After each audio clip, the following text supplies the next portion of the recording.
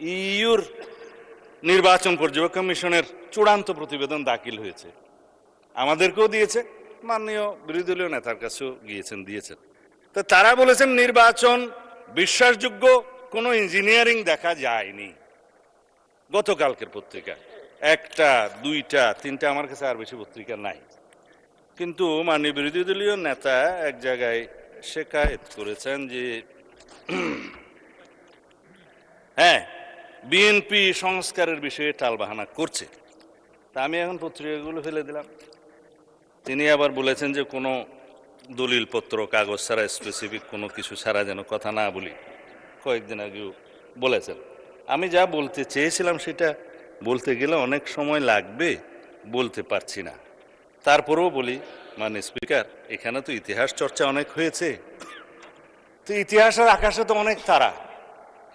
বলেছেন 1947-এ মাওলানা মওদুদী সাহেব পাকিস্তানকে চেয়েছিলেন।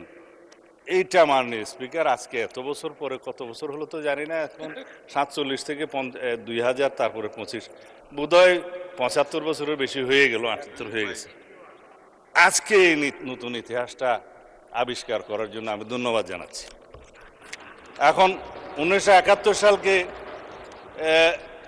ভালো লাগে না সেটা আমরা বলতে চাই না, কেন ভালো লাগে না সেটা আমরা জানি, কিন্তু 72-এর সংবিধান, 71-এর ইতিহাস সবকিছুকে এখন স্বীকৃতি দিতে হচ্ছে। আমি বিরোধী দলীয় নেতৃবৃন্দকে অসংখ্য ধন্যবাদ জানাই যে আপনারা মুক্তিযোদ্ধাদের ধারণ করেছেন, নিজেরা মুক্তিযোদ্ধা দাবি করছেন এবং মুক্তিযুদ্ধের সেই ইতিহাসকে আপনারা স্বীকার করছেন। সেজন্য দালিলিকভাবে কথা বলি, জাতীয় মুক্তিযোদ্ধা কাউন্সিল বিল গত কয়েকদিন আগে পাশ হয়েছে। এটা ইতিহাস, রেকর্ড এই পার্লামেন্টের, এই লেজিসলেশন সাক্ষী দিবে। আমাদের সকল বিরোধী দলীয় নেতৃবৃন্দ বসা ছিলেন, নার পক্ষেও ভোট দেয় নাই, হার পক্ষেও ভোট দেয় নাই। এনসিপির বন্ধুরা হার পক্ষে ভোট দিয়েছে, সত্য কিনা বলতে পারে। এখানে কি লেখা আছে?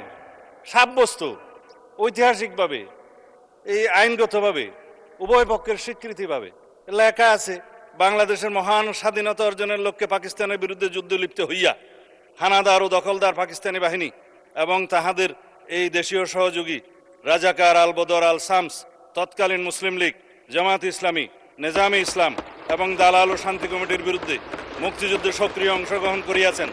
এই সকল বেসামরিক নাগরিক উক্ত সময়ে যাহাদের বয়স সরকার কর্তৃক নির্ধারিত নিম্ন বয়সের সর্বনিম্ন বয়সের মধ্যে এবং সশস্ত্র বাহিনী, east Pakistan rifle, EPR, police বাহিনী, মুক্তি বাহিনী, প্রবাসী বাংলাদেশ সরকার ও উক্ত সরকার কর্তৃক স্বীকৃত অন্যান্য বাহিনী, নৌ কমান্ডো, কিলো ফোর্স, আনসার সদস্য এবং বাংলাদেশের নিম্নবর্ণিত নারীগণ, নাগরিকগণ ও বীর মুক্তিযুদ্ধে অন্তর্ভুক্ত হইবেন। তার মধ্যে বীরঙ্গনা হয়েছে, নার্স, ডাক্তার, চিকিৎসকদেরকেও বলা হয়েছে।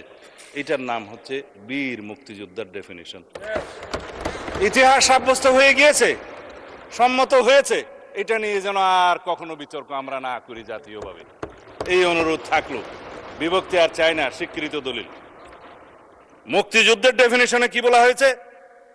1971 খ্রিস্টাব্দের 26 মার্চ থেকে 16 ডিসেম্বর পর্যন্ত একটি স্বাধীন গণতান্ত্রিক রাষ্ট্র হিসাবে বাংলাদেশের জনগণের জন্য সাম্য, মানবিক মর্যাদা ও সামাজিক ন্যায় বিচার প্রতিষ্ঠার আকাঙ্ক্ষায় হানাদার ও দখলদার পাকিস্তানি সশস্ত্র বাহিনী এবং তাহাদের সহযোগী রাজাকার আল বদর আল শামস, তৎকালীন মুসলিম লীগ, জামাত ইসলামী, নেজাম ইসলাম এবং দালাল ও শান্তি কমিটির বিরুদ্ধে পরিচালিত যুদ্ধ, যাহার নাম মুক্তিযুদ্ধ, সাব্যস্ত হয়ে গিয়েছে। ফেলে দিলাম মাননীয় স্পিকার, আর কখনো কথা বলার প্রয়োজন নাই।